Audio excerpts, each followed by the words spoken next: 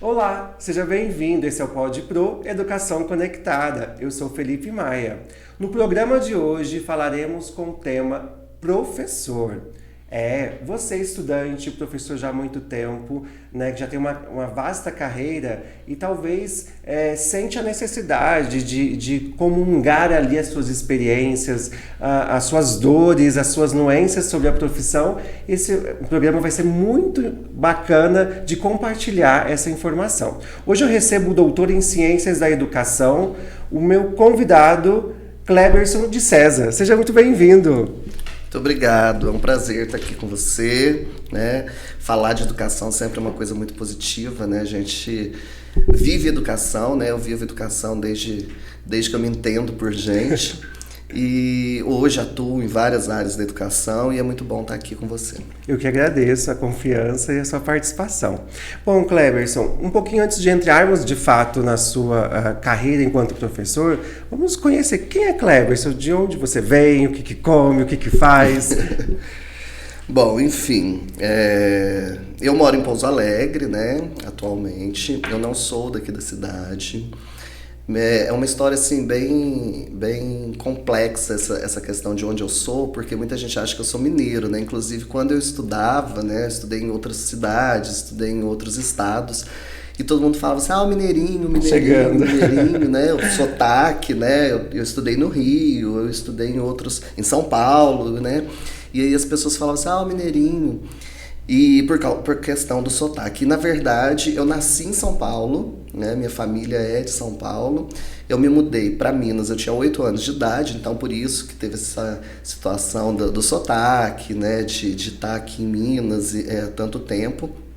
E eu fui para uma cidade chamada Luminárias, que fica aqui no sul de Minas também, perto entre Três Corações e Lavras, né? É pequeno, então é uma cidade de 6 mil habitantes, mais ou menos, e eu não sei atualmente qual que é a quantidade exata de habitantes, mas em torno de 6 mil habitantes, e fica perto de São Tomé, né? O pessoal sempre fala de São Tomé das Letras, né? O pessoal conhece ali. Então fica entre Varginha, São Tomé, Três Corações, Lavras, e eu fui criado, né, nessa cidade. Eu morei nessa cidade.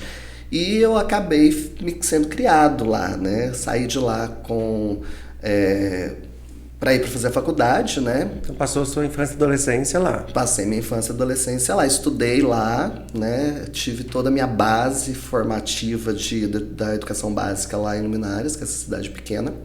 O que eu falo que é fantástico, porque eu falo que estudar em cidade pequena é tudo mais tranquilo. Né? Não é só a cidade que é tranquila, mas você tem acesso ao professor mais próximo, né? De forma mais próxima. O professor tem acesso à família de forma mais próxima. Então, se você aprontou ali na escola, o professor já encontra na rua. Conhece seu pai, conhece a sua família, é verdade. Né? E como os meus pais, eles tinham restaurante na cidade, né? Então, todo mundo conhecia. Todo mundo me conhecia, todo mundo conhecia meus pais. Então, não podia fazer nada que já automaticamente chegava lá. E eu saí para fazer faculdade, né? Então eu saí de Luminárias, fui para Três Corações estudar lá. Qual foi a sua primeira faculdade? Porque, pessoal, vocês vão ver o currículo dele, não é para qualquer um. Que é isso. Eu fiz minha primeira faculdade foi português, né? Foi letras, na verdade, né? Português e inglês. Apesar de eu nunca ter atuado em inglês, eu fiz a faculdade de letras português e inglês, porém, no último ano de faculdade, eu fiz um concurso e já passei no concurso para português, e como eu tinha magistério, eu também já fiz outro concurso e comecei a trabalhar como professor de educação básica nos fundamental anos iniciais, né, que naquela época a gente chamava de primário. E eu comecei assim, né? Na verdade, eu comecei um pouquinho antes, né? Eu fiz o curso técnico de magistério lá na minha cidade, lá em Luminárias, né? E eu comecei a dar aula lá na zona rural. em uma escola que tinha primeiro, segundo, terceira e quarta série juntos. A gente aquela sala master, né? Todo mundo junto e misturado. Exatamente. Lá a gente chamava de sala multissereada, né? Que são aquelas salas onde você tem as quatro séries. Na época não tinha quinto ano ainda, né? Era a quarta série. Então eu colocava os alunos de primeira e segunda de um lado, terceira e quarta do outro. Tinha um quadro de um lado e um quadro do outro lado. E aí o que a gente fazia, né? No caso eu, né? Eu colocava um conteúdo para ser dado ali, né? Para os maiores, Pra eles se entreterem, para que né? eles fizessem as atividades, exercícios. Enquanto eles estavam fazendo os exercícios, eu estava Corria do outro alfabetizando o outro lado. Né? Então, alfabetizava, dava atividade, corria para o outro, explicava a matéria, e assim, era aquele ping-pong. Né? Essa logística dentro de um pequeno espaço, né? Num pequeno espaço, exatamente. E tinha eu, que era o professor, que era uma escola de zona rural, e a merendeira, que fazia faxina, que era a moça que fazia faxina, que fazia comida para as crianças, né? Vocês dois eram a escola. Era a escola, eram duas pessoas, né? E quando ela ficava doente, por exemplo, eu tinha que ainda dar aula, fazer a merenda e limpar a escola. Você fez literalmente de tudo, né? Carregou a escola nas costas, nas né? costas, né? E quando eu ficava doente, que não aconteceu, acho que foi só uma vez, né, que eu me lembre, ela ficou com os alunos também Pra ter ali pelo menos um pra dar momento atividade, ali, né? alguma coisa. Então, assim, era uma parceria muito bacana, sabe? E a gente pegava leiteiro, aquele caminhão de leiteiro, não sei se o pessoal conhece, né? Antigamente existia esse caminhão, hoje eu acho que nem tem mais, que esse caminhão passava nas fazendas pegando leite, tinha umas latas grandes que ficavam atrás do caminhão. Assim. E a gente ia de caminhão de leiteiro, né, para dar aula. Depois voltava, né, estrada de terra. Todo mundo... né? Quando chovia, a gente chegava cheio de barro. Quando poeira. fazia sol, você chegava todo sujo de poeira, né? Então, assim, esse foi o meu início de carreira como professor. Aí depois eu passei no concurso, né, fui trabalhar na cidade. E nisso eu já estava fazendo faculdade em Três Corações. E aí, né, a minha carreira começou daí. Aí eu passei no concurso, fui para dar aula de ensino médio para as crianças. Eu trabalhava com uma turma de quarta série e com os alunos do ensino médio, primeiro, segundo, terceiro. Então, assim, começo e final, né? Exatamente, o início e o fim, né? E eu passei por algumas outras experiências também nesse processo, né? Eu cheguei a trabalhar com alunos de educação de jovens e adultos, trabalhei com cursos técnicos, com preparação para vestibular. Então, durante esse período foi desenvolvendo outras possibilidades dentro do processo. Exatamente. E no final das contas, depois que eu terminei, né, a faculdade, que eu efetivei e tudo mais, eu trabalhei durante 5 anos lá em Luminárias. E depois eu vim para Pouso Alegre. Eu saí de lá e vim trabalhar em Pouso Alegre, que eu passei no concurso aqui também, da prefeitura. Aí você abriu mão de lá, no caso? Abri mão de lá, exonerei os 2 cargos e vim para cá. Porque eu tinha passado no concurso do estado e no concurso da prefeitura aqui. Uhum. E aí eu vim embora para Pouso Alegre. Aí aqui, né, nesse período entre eu vir para Pouso Alegre e esses 5 anos que eu estava em Luminares dando aula, eu fiz cursos de pós-graduação Lato Sensu, né, eu fiz psicopedagogia institucional e clínica, eu fiz, como a minha primeira formação foi em letras, eu fiz o curso de literatura brasileira, né, uma pós-graduação em literatura. Então, assim, eu fui agregando cursos de pós-graduação, né, Lato Sensu, antes de vir para cá. E quando eu vim para cá, eu tive a oportunidade, né, de sair de uma cidade pequena, onde tudo era mais difícil, né, porque a gente precisava viajar para estudar, aquela coisa toda, e vim para Pouso Alegre, que era uma cidade polo, né, e essa cidade polo fez com que eu pudesse trabalhar em outras oportunidades, né, ter outros trabalhos, outras coisas, em cursinhos, né, trabalhar com escolas particulares, né? Eu comecei a dar aula em escolas particulares e fazer o mestrado. Aí foi quando... Engajou já nesse projeto. Eu engajei no projeto do mestrado. E eu fiz um mestrado em Ciências da Linguagem, né? Que foi uma oportunidade muito bacana. E eu falo assim, gente, se você tiver oportunidade, agarre as oportunidades que vêm na sua vida. Né? Quando eu entrei no mestrado, eu não tinha dinheiro para pagar o mestrado. Professor, né, gente? Que é o que acontece normalmente. Né? A maioria das pessoas não tem essa oportunidade. Eu estava trabalhando, sim, né? Mas eu estava num processo de carreira onde eu tinha outras situações, né? E eu precisava manter casa, Até porque o professor família. trabalha de segunda a sexta, então não teria tempo de dispor de um dia, 2 dias para fazer um programa assim, né? Exatamente, o professor ganhando pouco, né? Porque a gente sabe que o salário de professor não é uma coisa que enche os olhos, né? Quando a gente fala do salário do professor. A minha carreira vai ser, né? É um amor pela carreira mesmo, literalmente, né? A gente brinca assim que não se vive de amor, né? Mas eu acho que na educação, se você ama e você faz com amor, você vive desse amor, né? Você vive desse amor. Porque você consegue pagar as contas, né? Eu brinco que a gente consegue pagar as contas. E acabou que eu falei assim, gente, eu preciso fazer mestrado. E era um sonho que eu tinha. Na verdade, eu tinha um sonho de chegar ao doutorado. Isso já era uma meta enquanto construção do seu ser, não só enquanto professor, mas quanto persona ali, de buscar o conhecimento. Sim. A meta já era, já visando chegar no topo, que no caso seria o doutorado, em relação aos estudos, é isso? Exatamente, porque assim, o que acontece? Eu vim de uma família onde os meus pais não tiveram essa oportunidade de estudo. Né? Como é a maioria dos brasileiros, como é a maioria das histórias. Você foi a primeira geração formada, então? Sim. Então, o que acontece? A família tanto do meu pai quanto da minha mãe não tiveram essa oportunidade de estudar. Minha mãe morava na zona rural, né? Minha mãe, apesar dela morar no estado de São Paulo, ela morava no interior, né? Ela foi para a capital com 14, 15 anos para trabalhar, né? Foi quando ela conheceu meu pai, que já morava na capital.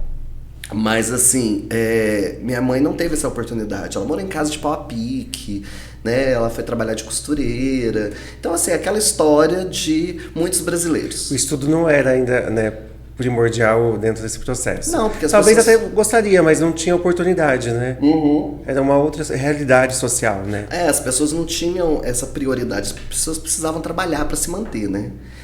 E os pais não tinham esse olhar, né? Meu filho precisa estudar, né? E meus pais não tiveram essa oportunidade, só que eles deram essa oportunidade pra gente, como é a história de muitas pessoas, né? Eu falo assim que eu não sou nem melhor nem pior, eu sou mais um aqui que essa é a minha história, atrás. né? Que é muito interessante que essa identificação de história, ela é de muitos. Quando eu já ouvi muitas pessoas dando entrevista, falando, conversando sobre suas vidas, e todo mundo traz sempre a sua história com uma superação, né? Vindo de baixo, né? Essa é uma história do brasileiro. Nós brasileiros somos assim, né? Somos feitos de muita superação em tudo, né? São muitas histórias, né? São muitos caminhos que se entrelaçam em algum momento e vai desenvolvendo, né? Exatamente. E assim, o professor não é diferente. Se você fizer uma pesquisa, não sei se existe alguma pesquisa específica sobre isso, que agora que surgiu a conversa aqui, eu parei para pensar aqui agora, mas assim, se nós formos fazer uma pesquisa de como que foi a vida de cada um para chegar a ser professor, ou como alcançou essa situação, pode ter certeza que a maioria é uma história de superação. Eu vejo isso porque eu já leciono nos cursos de licenciatura há um bom tempo, né? Desde 2006, eu acho, 2007, que eu comecei nas licenciaturas, e eu vejo as histórias dos meus alunos que estão ali. Eles chegam, né, até você. Eles chegam com muita superação, né? Eu trabalhei aqui na região toda, em várias faculdades, e eu vejo, assim, pessoas que vieram olha, eu era empregada doméstica, eu era catador de papelão, eu era costureira, eu era vendedora. Então, assim, são serviços que têm um salário mais baixo, né? E essas pessoas, elas almejam um salário melhor. E mesmo o salário do professor não sendo um salário alto, mas é melhor do que alguns salários. É uma mudança de vida para quem não tem uma perspectiva, um cenário favorecido em relação ao dinheiro, uma profissão, né, mais elevada, digamos assim. Sim. Não desmerecendo o professor, jamais, até porque eu sou muito feliz, sou muito bem realizado como tal. Mas não é a profissão, né, top 5 ainda dentro do cenário enquanto profissão. Tocando nesse assunto, né, porque você teve essas experiências não só enquanto professor, mas formar outros professores. Eu costumava falar nas minhas turmas de licenciatura que, gente, não vou tratar vocês como aluno. se coloquem no papel de professor. Porque se vocês se condicionarem no papel do aluno, essa troca não vai acontecer. Porque dentro do ensino regular, no ensino de base, os alunos são muito receptivos, são, né, digamos, que eles estão numa condição ali de receber informação. Dentro de diversas matérias, ele precisa desenvolver. Quando chega no ensino superior, especificamente os cursos de licenciatura, eu estou moldando o próximo. Sim. Porque no momento vai inverter os papéis, né? Ele vai assumir uma sala de aula. Como que você entendia, já falando dos seus alunos, enquanto não só a busca do conhecimento científico, como você trabalhava essa questão da formação de ser professor? Como você levava isso ou como você entende isso? Então, como eu te disse, eu estou há um bom tempo trabalhando com as licenciaturas. E eu acho que, assim, o diferencial do meu trabalho, eu acho assim, muita gente fala, nossa, Cleberson, você é muito bacana, nossa, suas aulas, meus alunos elogiam muito e eu fico muito feliz de ouvir isso, fui para a Ninfo várias vezes, né, eles gostam muito das aulas e tudo mais. Eu acho, assim, que a primeira coisa, tenho certeza, a primeira coisa é você fazer o que você faz, parece clichê, mas é fazer com amor. É clichê, todo mundo fala isso e tal, não, mas é verdade, isso é fato. Senão essa frase clichê, ela não se tornaria clichê, porque é real. Então, assim, nós precisamos fazer com amor. E a todo momento, eu tento fazer o meu melhor o tempo todo, claro, e com muito amor, pensando assim, eu não estou aqui apenas ganhando meu dinheiro no final do mês. Eu não estou aqui apenas fazendo para cumprir um protocolo, mas eu estou aqui para fazer a diferença na vida de outra pessoa. Então eu acho que isso é o primeiro ponto que a gente tem que observar como professor. O que eu estou fazendo para o outro? O que eu estou agregando à vida do outro? E a outra questão, eu acho que me ajudou muito e que me faz tocar o trabalho com sucesso, vamos dizer assim, é você conhecer o serviço. Então, assim, como eu comecei aqui a nossa conversa, eu comecei lá na sala multissereada, na escolinha rural, de educação, né, de educação formal, que seria a sala multissereada. E aí depois eu passei por todas as séries, dei aula para educação infantil, dei aula primeiro ano, segundo, terceiro, quarto, sexto ao nono, primeiro, segundo, terceiro, educação de jovens e adultos, curso técnico, enfim. Essa experiência que eu tive passando por vários lugares e por diversos níveis, isso fez com que eu tivesse uma experiência de entender sempre qual é a posição de cada uma das pessoas. Porque eles estão passando por níveis diferentes, então eu sei qual que é a evolução. As dores e as necessidades de cada um. As dores e as necessidades. E eu falo que a gente precisa também conhecer o nosso aluno. Não se faz educação, né, só com conteúdo técnico. A gente tem que conhecer o aluno, saber das necessidades dele como necessidades sociais, né, necessidade como ser humano. Claro que você não vai fazer uma terapia, porque isso tem um psicólogo para fazer isso. Mas, né, existem profissionais específicos para cada área. Mas você tem um pouquinho de cada profissional, o pessoal fala, nossa, você tem que ser um pouquinho psicólogo, você tem que ser um pouquinho mais, tem que ser um pouquinho mãe. Sim, é verdade. Né? A gente precisa ser um pouquinho de cada coisa, porque, vou te contar uma experiência que aconteceu comigo há algum tempo atrás. Provavelmente isso já deve ter acontecido com vários outros professores, porque o professor atento, ele consegue enxergar coisas que muitas vezes, né, as outras pessoas não enxergam. Eu tinha um aluno e eu estava na alfabetização, na época que eu estava trabalhando com alfabetização. E o aluno, ele não lia, eu fazia isso, fazia aquilo outro, e o aluno não lia. E olha que era começo de carreira. Então, assim, eu não tinha aquela experiência ainda, né? Não estava maduro, né? De traçar o olhar e entender todo o processo, né? Já entender todo o processo, exatamente. E eu fiquei assim, gente, mas eu preciso descobrir. E eu ficava, assim, observando, e eu sempre fui muito observador. E eu comecei a observar, o aluno olhava e falava assim, gente, o que está acontecendo? E aí um dia eu estava tomando leitura dos alunos, só que esse aluno não era alfabetizado, então ele não fazia leitura ainda, e os outros todos já estavam lendo. Aí eu peguei e falei para ele, assim, você quer ler também? Aí ele pegou e falou assim, mas eu não sei. Eu falei assim, mas tenta. E levei ele para a mesa, né? Sentei com ele e falei assim, vamos tentar ler. Vamos tentar. E fui mostrando as letrinhas e fui falando para ele, vamos tentar aqui. Só que aí eu observei que ele não estava conseguindo enxergar a letra. E aí eu peguei e falei assim, pega o livro. Ele pegou o livro e chegou o livro bem próximo. Na hora que ele chegou o livro bem próximo, peraí, tem uma coisa errada nessa história. E aí eu falei assim, eu acho que eu já sei qual que é o problema. Não é uma dificuldade. Não era uma dificuldade. Realmente, resumo da ópera, não era. Chamei os pais vieram, pedi para levar no oftalmologista, levou o menino no oftalmologista, 15 dias depois... Cheguei com o óculos. O óculos chegou, 20 dias depois, esse aluno estava lendo e escrevendo. Porque ele tinha todo o conteúdo já aqui. Memorizado, ele já tinha ouvido, já tinha só que ele armazenado, né? Mas não conseguiu colocar em prática, né? E aí, de repente, ele começou a enxergar e tudo começou a fazer sentido na vida dele.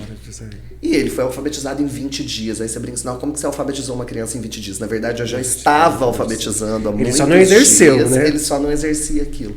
Então, eu tô dando esse exemplo, que é uma situação em que aconteceu, eu tenho várias outras histórias, eu ficaria aqui o dia inteiro te contando histórias que já aconteceram comigo, né, nesse processo de alfabetização, no processo de aprendizagem, né, enfim, em outros processos dentro da educação.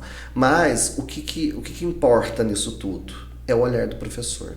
Então, às vezes, eu tenho certeza de quem está assistindo, de quem está ouvindo isso aqui, essa história que eu estou contando, pode ter acontecido histórias parecidas ou várias histórias que foram lembradas agora, né? Porque todo professor tem uma história para contar.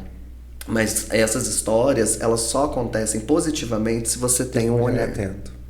Se você não tem esse olhar, se você não tem atenção para aquilo que está acontecendo, você pode deixar passar a oportunidade daquela pessoa. E no ensino superior, claro que você contou esse caso de um aluno iniciante, mas fez toda a diferença, porque se você não tivesse se posicionado perante aquela situação, talvez demorasse um tempo ainda, porque mudaria o ano, provavelmente, de professor, e talvez a história, ele não sabe, numa sala de 20, 30, você não vai parar todo momento, né, para ficar com aquele aluno e as coisas vão acontecendo. E no curso superior, que eu dei uma desviada aqui na história, mas assim, no curso superior, só complementando isso, é o que acontece. Eu chego para os meus alunos na graduação e falo para eles, enxerguem, vejam, olhem, né? Observem seu aluno como um todo, porque o seu aluno ele não é apenas um receptor de técnica. Ele é uma pessoa que está ali, um ser humano.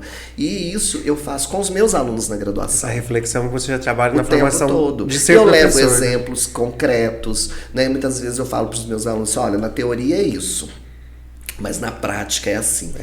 Então eu trago para eles a oportunidade de conhecer, olha, se você for fazer um concurso público, é isso. Vai cair lá na prova. Como que é isso, isso, isso? É assim, assim, assado. Porque eles querem que você responda isso. É esse isso. olhar que você precisa para ter academicamente ou cientificamente. Sim, é o técnico. Mas, quando você vai para a vida real, vamos dizer assim, né? Quando você vai para o palpável, você vai observar que o aluno ele tem outras perspectivas. Que, por exemplo, falando de alfabetização, né? Que é uma situação que eu trabalhei durante muito tempo, existem várias técnicas de alfabetização. Sim. Muitas técnicas. E aí muita gente me pergunta assim, professor, mas qual que é a melhor técnica de alfabetização? Eu falo, não existe melhor técnica. Você vai criar a necessidade. Daquele aluno, né? Você vai suprir a necessidade daquele aluno. Porque tem um aluno que vai aprender bem pelo método fônico, tem aluno que vai aprender pelo método silábico, tem aluno que vai aprender pelo método... A repetição e aí vai. Global, enfim. E aí o que acontece? Cada um vai ter uma forma de aprender e a gente precisa adequar a necessidade daquele aluno. Então essa observação precisa ter, né? Vai acontecer. Isso na graduação também.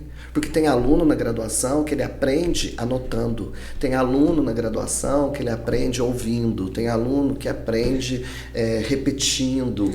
Né? Isso que você está falando, eu lembro, a primeira pós que eu fiz foi em didática. E depois, anos depois, eu vim lecionar essa disciplina. E no curso de pós eu entendi o meu processo de aprendizagem enquanto aluno, porque você vai estudar as metodologias de aprendizagem. E aí eu percebi enquanto aluno, eu sabia que eu era um pouco diferente em relação aos outros, mas eu não tinha essa concepção o porquê. Porque eu sempre fui de prestar atenção. Eu não fui aquele aluno que ficava fazendo aquelas leituras extensas. Eu copiava o que o professor pedia para copiar, como todo aluno tinha que copiar naquele momento. Mas o meu negócio era aquele entendimento, quando eu entendi. E aí, às vezes, eu via os meus alunos estudando para a prova. Eu falei, você não estuda para a prova? Eu falei, não estudo. Mas como você estuda? Eu não estudo. Eu já sei. Mas aí depois eu fui entender porque é a forma que você recebe. Sim.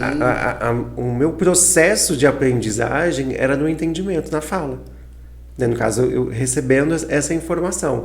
E às vezes eu não entendia o porquê que os alunos tinham que ficar estudando né, não que seja errado, isso tem a ver com o meu processo, né?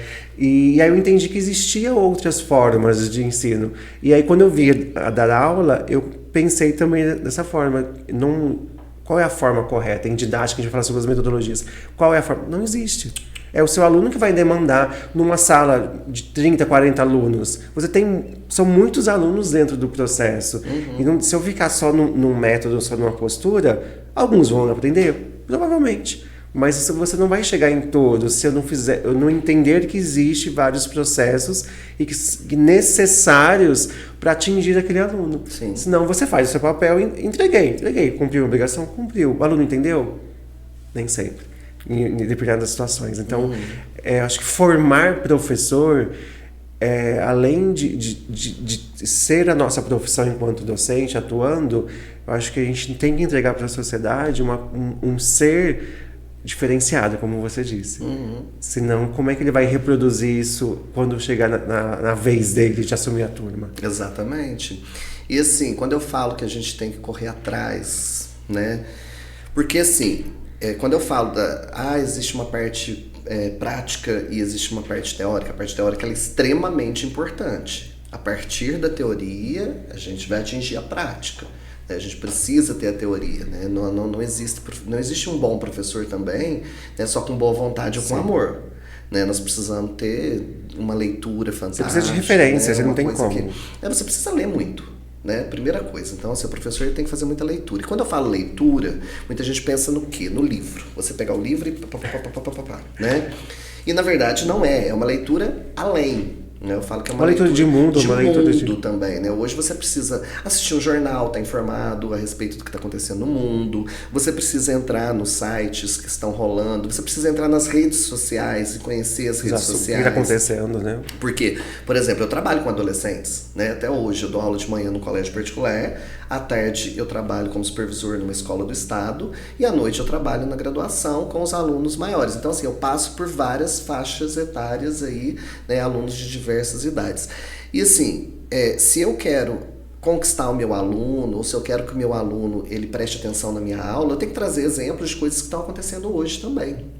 Então, por exemplo, eu sou professor de língua portuguesa e eu vou ensinar análise de oração. Como que eu vou ensinar análise de oração para o meu aluno se eu trago um exemplo lá de 1815? 1910, ele não vai. Então eu tenho que trazer uma oração, né, uma frase para fazer estudo. Se eu vou ensinar classes gramaticais, enfim, ou qualquer outro conteúdo dentro da língua portuguesa, eu tenho que trazer o hoje. E onde que eu vou buscar isso? Nas redes sociais, eu vou buscar isso nas músicas atuais. Em alguma frase de alguma alguma frase de algum youtuber, né? De alguma pessoa que está na televisão, que está na internet, que está na Netflix, num filme. Nas tendências do que está acontecendo. Nas tendências. Então, assim, o professor tem que se atualizar nesse sentido também. Nós precisamos, né, procurar, porque senão o aluno não vai se interessar. Eu fiz uma carreira ao inverso da sua. Eu comecei no ensino superior e hoje eu estou no ensino básico, né? De base. Mas o meu olhar sempre foi muito atento porque eu entendi a importância de ser professor. Desde hoje, fazendo uma leitura da minha vida, eu acho que desde sempre eu nasci para ser professor. Porque nas atividades que eu fazia, como eu fazia, enquanto adolescente, eu participava de alguns projetos que eu cuidava das crianças, depois eu vim cuidar dos adolescentes e entrei na faculdade e eu sabia que eu queria ser professor, de que não tinha ideia nem de como ser professor, mas eu sabia que eu queria ser professor.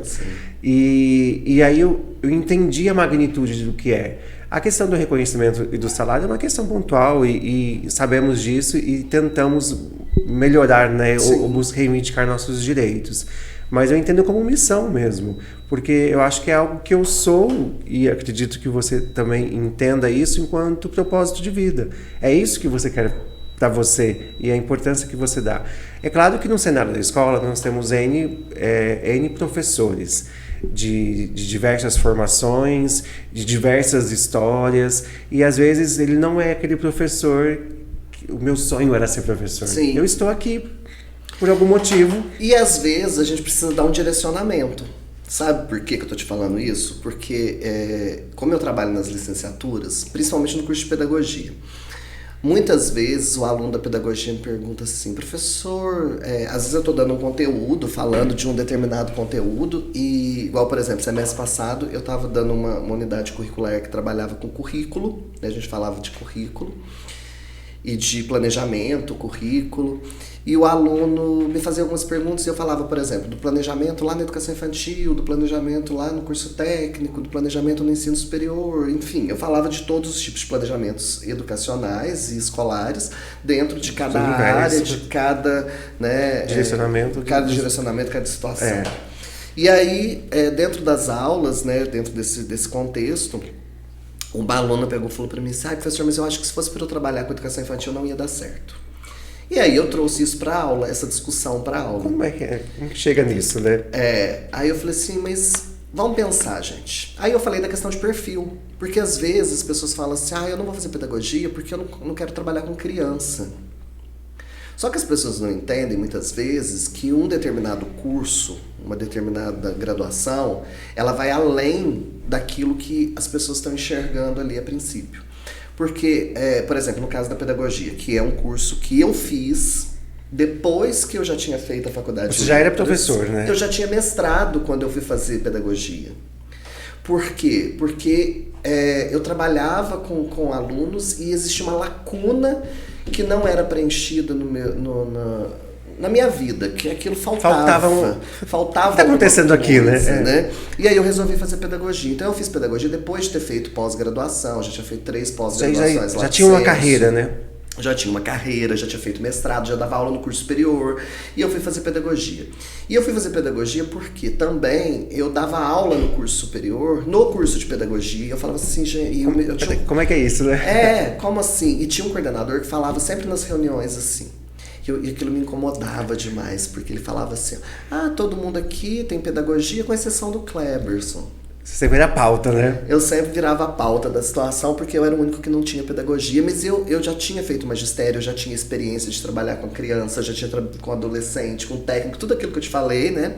Eu já tinha trabalhado. Eu falei assim, gente, mas eu tenho toda a experiência, mas eu não tenho esse diploma, então eu preciso correr atrás de ter esse diploma, porque é a lacuna que está faltando aqui. E aí eu fiz o curso de pedagogia, e quando eu fui fazer o curso de pedagogia, eu comecei a ter um olhar também diferente para a pedagogia, porque eu tive unidades curriculares, quer dizer, disciplinas, né? Eu falo unidades curriculares porque na faculdade que eu trabalho atualmente usa-se o termo unidade curricular. Então eu tinha disciplinas que eram voltadas, por exemplo, para pedagogia hospitalar, pedagogia empresarial, né? E aí acabou que isso me instigou a fazer pós-graduação. Eu tenho uma pós-graduação em pedagogia empresarial e tenho uma pós-graduação em pedagogia hospitalar. Por que eu fui buscar isso? Porque eram outros espaços da pedagogia. Uma outra linha que talvez não é a mais explorada, mas é um mercado muito em ascensão. Sim, e é um mercado existente, e tá aí, e muita gente desconhece.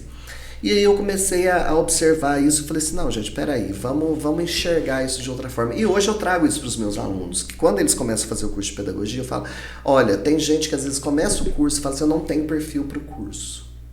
Mas eu falo assim, mas você não tem perfil por quê? Não, eu gosto mais de... Eu falo, do que você gosta de fazer? Aí a pessoa fala assim, eu gosto mais de coordenar e tal. Então você pode ir para supervisão, coordenação, gestão, orientação. Mas é que eu gosto muito da área de saúde, pedagogia hospitalar. né? Classe hospitalar, você pode trabalhar com isso. Ah, mas é que eu gosto de empresa, pedagogia empresarial, você pode ir para essa área. O mercado de trabalho está absorvendo muito pedagogo para isso. Então, assim, existem várias áreas e as especializações também podem te levar a outras áreas, porque às vezes você fez um curso base, que é a pedagogia, e a partir dele você vai criar outros. E isso eu estou falando de qualquer curso. Hoje eu dou aula em curso de administração, dou aula em curso de hotelaria, dou aula no curso de psicologia, enfim, várias áreas e várias graduações. E às vezes os alunos vêm para fazer alguma unidade curricular comigo, aí fala assim, nossa, mas peraí, eu sou enfermeiro e estou fazendo uma aula com um professor que é formado em letras, em pedagogia. Isso, né? Como assim esse cara vai dar aula para mim? Né? Eu tenho uma unidade curricular que eu trabalho, que eu até comentei com você antes da gente começar aqui, né? Que é ética e lógica. E eu trabalho a questão da ética junto com uma outra professora que trabalha a questão da lógica. E quando nós trabalhamos isso, e eu trago alguns exemplos e algumas situações de outras áreas para a área que eu estou trabalhando, o aluno fala assim, nossa, ou faço uma correlação entre os dois, aí eles falam, nossa, professor, não tinha enxergado por esse lado. Aí eu falo para eles, imaginava, a intenção da graduação não é você ficar fechado na sua área. Em uma casinha. Você ficar com conhecimento técnico só sobre aquilo. Ah, eu vou estudar só enfermagem. Ah, eu vou estudar só fisioterapia. Eu vou estudar só direito. Não, você tem outras áreas que você vai estudar dentro do seu curso que vão te fazer ser polivalente dentro da sociedade. São possibilidades, né? Não dá para pegar um eixo só, achar que eu vou ser a tia do primeiro ao quinto e tá tudo certo. Não é sobre isso. Não é sobre isso, né? A educação, ela vai além. E na graduação, né, eu já tenho essa experiência há um bom tempo, ela vai te trazer necessidades. Né? Quando eu resolvi fazer o curso de arte, por exemplo, que foi a minha terceira graduação, quando eu resolvi fazer, porque eu lecionava numa escola, um professor foi viajar e tinha alguém tinha que dar aula de artes para esses alunos, que ele foi para a Europa, que ele foi fazer um curso. E a diretora me chamou e falou, Kleber, você não podia dar as aulas, você tem filosofia da arte no seu currículo e tal, não sei o que. Eu falei, posso. E eu fiquei tão apaixonado com aquilo. Peraí, né? Deixa eu descobrir, né, essa arte. E assim, eu sempre gostei de arte, sempre gostei de desenhar, de pintar e tudo mais, mas assim, eu nunca levei isso pra questão profissional, eu sempre levei para um esporte, né? Para um hobby, assim, uma coisa assim, né? Esporte não, hobby, na verdade. E aí o que acontece? No final das contas eu acabei entrando na faculdade de artes, né? Isso já atuando no mercado. Já atuando no mercado, tudo certinho. Atitude de conhecimento pessoal, talvez, né? Exatamente. E acabou que hoje eu dou aula de História da Arte, né? De manhã na escola particular, lá no Colégio Foz. Não sei se posso falar o nome do colégio. Já tenho nome. Enfim, aí eu trabalho lá no Colégio Foz de manhã com História da Arte, né? E com interpretação de textos, com os alunos de sexto ao nono em ensino médio. E acabou que eu me apaixonei muito pela arte, né? Eu acho que, além de ser, né, no caso, um eixo em relação a você ter estudado, mas ter um olhar para a arte ou para as artes, né, no sentido de várias vertentes, você traz uma reflexão muito grande para os alunos, porque sim, hoje não é uma crítica, mas nós temos vamos falar dos jovens, eles são segmentados dentro de uma certa estrutura, como se todos fossem iguais dentro daquele processo, todo mundo tem que seguir aquele ritmo, seguir aquela moda, seguir, né, essa fila, e não é bem por aí. Eu acho que enquanto professor a gente precisa instigar o aluno a refletir. Ele pode continuar seguindo isso? Pode, mas ele tem que saber que existe o lado B, o C, o D. Sim, exatamente. Então, assim, essa questão da educação, no geral, eu escuto, por ser professor da área de linguagem, né, e você sempre está buscando, né, igual eu falei, eu fui buscar o doutorado justamente porque eu queria crescer dentro da minha área, eu queria conhecer mais, eu queria saber das oportunidades, e a gente vai descobrindo. E eu alcancei esse doutorado e foi muito interessante porque era aquele sonho que começou lá atrás. Eu achava muito bonito as pessoas falarem assim, nossa, ele é doutor, né? Só que esse peso, né, da palavra, eu ainda não tinha essa noção mesmo, né, do que seria esse peso quando a pessoa fala assim, fulano é doutor em tal coisa. Então, para você ser doutor em alguma coisa, você precisa conhecer aquela coisa. E aí, no meu caso, né, que eu fui procurar o doutorado em Ciências da Educação, foi uma busca que ela já era muito preenchida com a história, né? Com toda essa história que eu já tinha. Essa trajetória sua te levou para então, isso, né? Porque existem muitos professores, profissionais, muitos professores, né? Não estou criticando não, né? Negativamente, né? Claro que qualquer situação dessa é uma crítica, mas assim, não estou criticando apontando nada para ninguém. Não estou apontando que seja errado ou que seja certo. Mas assim, tem muita gente que vai para a graduação, sai, faz a pós-lato sensu, faz mestrado, faz doutorado, sem nunca ter entrado dentro da sala de aula. Isso acontece muito. E essas pessoas, quando elas vão para o mercado de trabalho, elas entram na sala de aula, elas têm uma dificuldade muito grande de alcançar a história de vida desses alunos. Porque ele tem talvez uma bagagem acadêmica, que na prática, como a gente já falou um pouco, né, no começo, não se conversa, não se comunicam. Exatamente. Então, assim, o que eu percebo? Eu percebo que essa necessidade, igual, por exemplo, não, você alcançou o doutorado? Sim, eu alcancei o doutorado. Mas como que foi essa trajetória, né? Como que foi essa situação de chegar a esse doutorado? Foi passando por todas as etapas. E passando por todas as etapas com muito afinco. Então não foi uma coisa aleatória, eu fui ali, fiz isso. Não, eu fui passando por etapas, estudando, aprendendo, lidando, caindo, errando, porque eu errei muito, não vou falar que eu acertei todas as vezes. E aí no final das contas, aconteceu, de eu chegar nesse doutorado. Mas por que eu tô falando isso? Eu tô falando isso por quê? Porque nós temos que traçar o que nós queremos na nossa vida, né? Dentro da educação e tentar fazer o melhor o tempo todo. Né? Assim, muitos alunos me perguntam, muitas pessoas, na verdade, não só alunos, mas pessoas na rua, falam assim, você é professor de português? Deixa eu te perguntar uma coisa, o que você acha dos alunos que não leem hoje em dia? Aí eu paro e falo, espero que a pessoa vai deduzir ou vai conduzir ali na conversa. O que ela vai trazer, o que ela vai trazer. Aí eu falo assim, por que você acha isso? Eu sempre devolvo com uma pergunta, né? Falo assim, por que você acha que o aluno de hoje ele não lê? Aí a pessoa fala assim, porque antigamente a gente lia na escola Machado de Assis, a gente lia, enfim, vários autores, Monteiro Lobato, a gente lia não sei quem, Clarice Lispector. E hoje os alunos não leem, que não sei o quê. Eu falo assim, leem. Aí eu sempre falo assim, leem muito. Só que, às vezes, eles não são direcionados à leitura correta, à forma correta.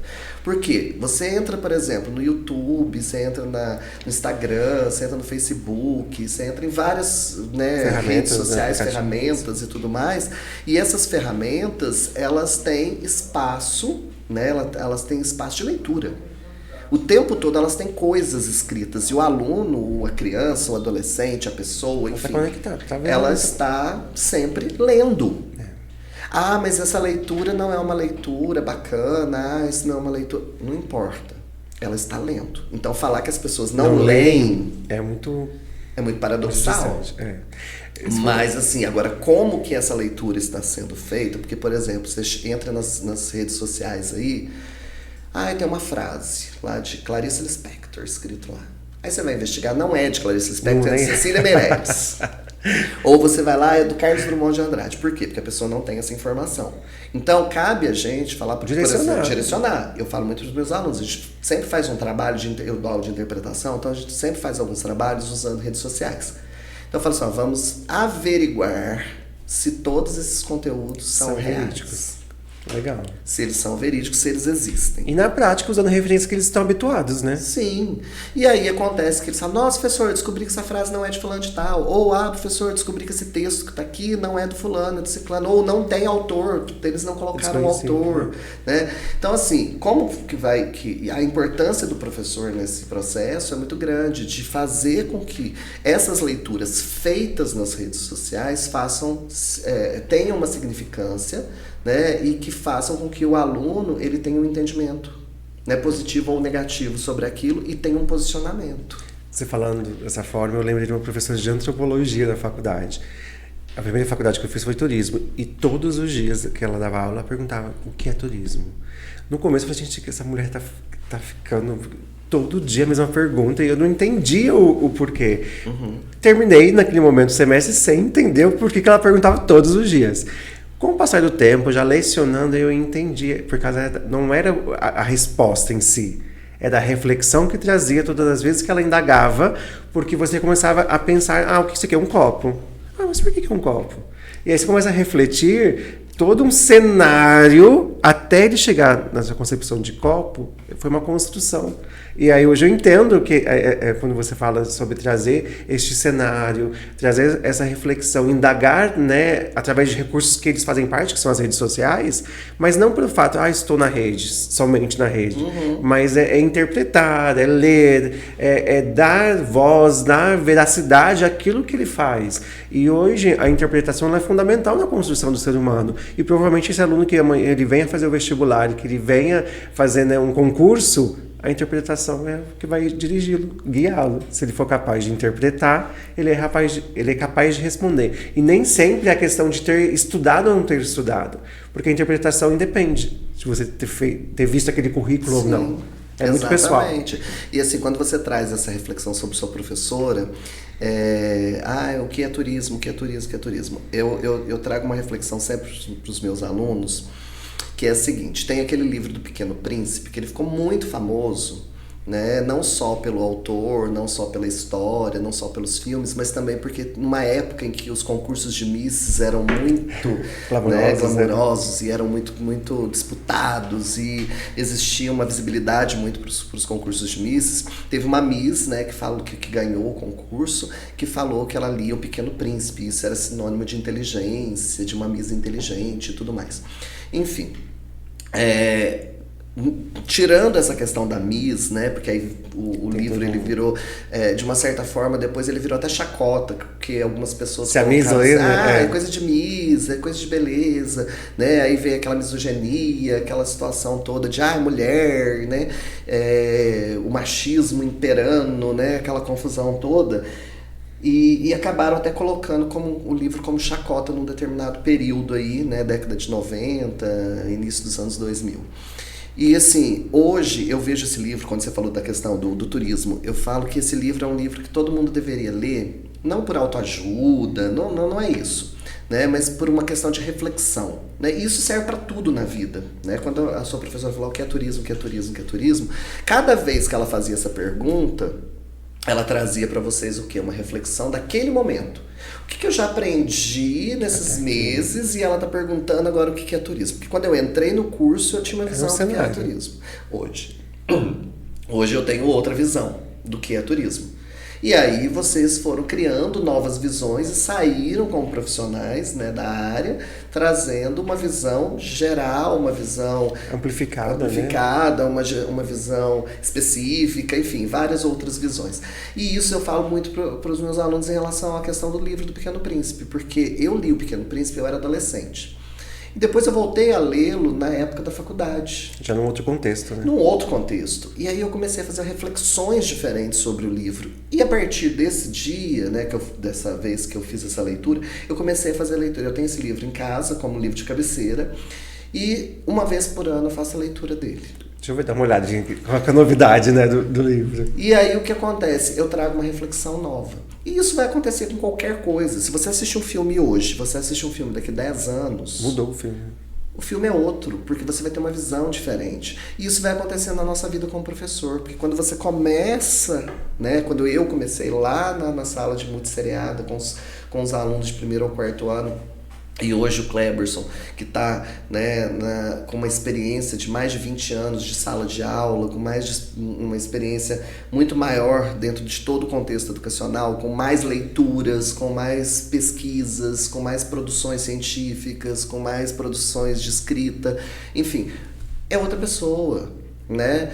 E assim, nós vamos mudando durante a nossa vida. O tempo todo nós mudamos, né? E que bom, né? Que bom que isso acontece. E assim, e o professor, se ele não vai agregando e fica estagnado naquele espacinho, naquela caixinha, naquele cenário apenas. Naquele cenário, eu falo assim que eu não gosto muito de sala de professores.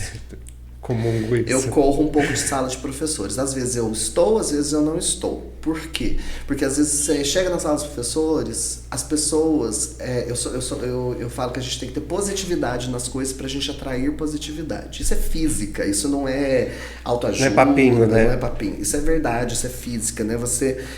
Isso já foi comprovado cientificamente. Então você tem que trazer coisas boas, tanto é que câncer, doenças e tal, podem aumentar, criar... Devido a essas questões. Por você pensar negativo, por você, né, enfim. E aí o que acontece? Eu falo muito isso o tempo todo, eu falo, gente, vamos pensar positivo. E eu não gosto de ir em sala dos professores, porque muitas vezes tem professor que fica lá assim, ó, você chegou, começou a trabalhar esse ano lá na escola.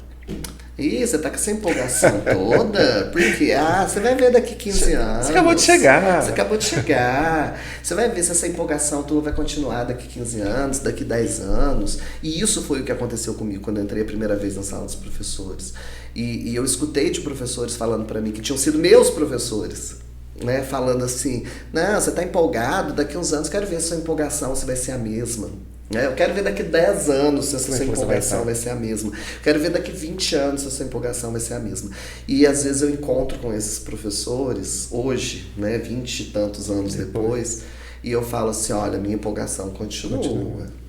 Ela ainda não acabou. Né? Então, assim, e é o que eu falo para os meus alunos o tempo todo na faculdade. Eu falo, gente, não percam a empolgação. Eu tive uma professora na graduação que ela tinha 86 anos. Ela dava aula pra gente de linguística, chamada Dona Clotilde. Ela ganhou um prêmio Luso Brasileiro, era um prêmio como professora com mais tempo em exercício, alguma coisa nesse sentido, professora de língua portuguesa.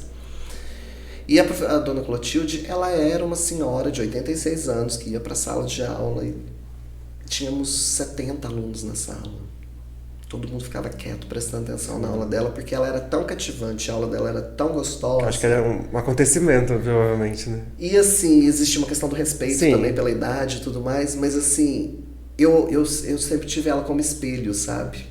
Aí eu falava assim, olha, quando eu tiver 86 anos... Eu quero estar nessa... Eu quero estar assim, igualzinho a Dona Clotilde, dando aula... E com essa empolgação. E com essa empolgação, né? Então, assim, ela foi um exemplo de uma situação que eu falo que é a empolgação na sala de aula, né? É aquela chama ainda está acesa, né? Cleverson, a gente vai caminhar para o final desse programa. Mas antes disso, eu quero falar um pouquinho sobre a SA Store. Nossa parceira aqui do programa é uma loja que não trabalha só com roupas ou com acessórios, ela trabalha com conceito.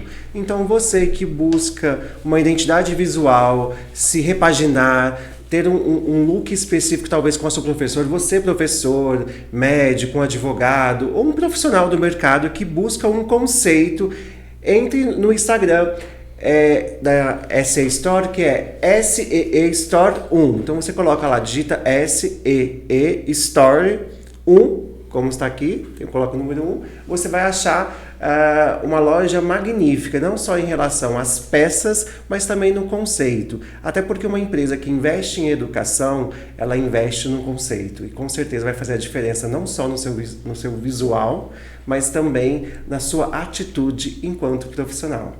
Bom, Cleverson, pra gente finalizar, a gente vai fazer um bate-bola, tá? Então, eu vou falar uma palavra e você vai colocar aquilo que você acredita em relação a essa palavra. Então, vamos lá. Professor.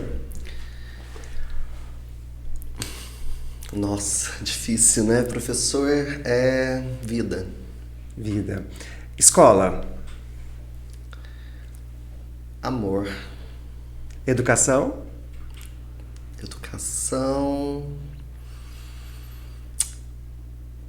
para todos. Para todos, muito legal. E Cleverson por Cleverson? Nossa, Cleverson por Cleverson. Cleverson é aquela pessoa que cuida, que ama, que briga, que... Cleverson é companheiro. Eu acho que quem me conhece sabe que eu sou companheiro.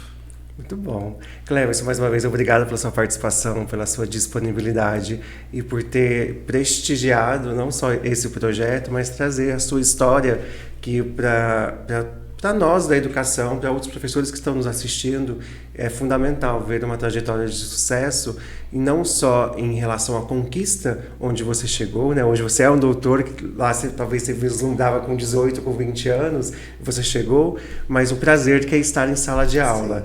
Isso, nas suas palavras, isso deixa muito claro que essa chama ainda não acabou e que você ainda está pulsando, né, pela educação, e entende a importância que ela tem, visto o nosso país que tem tanta deficiência ou deficiências em várias áreas. Eu acho que a educação ainda é a nossa esperança de ter o melhor. Então, muito obrigado. Desejo sucesso, espero que tenham gostado do ambiente. E é isso, pessoal.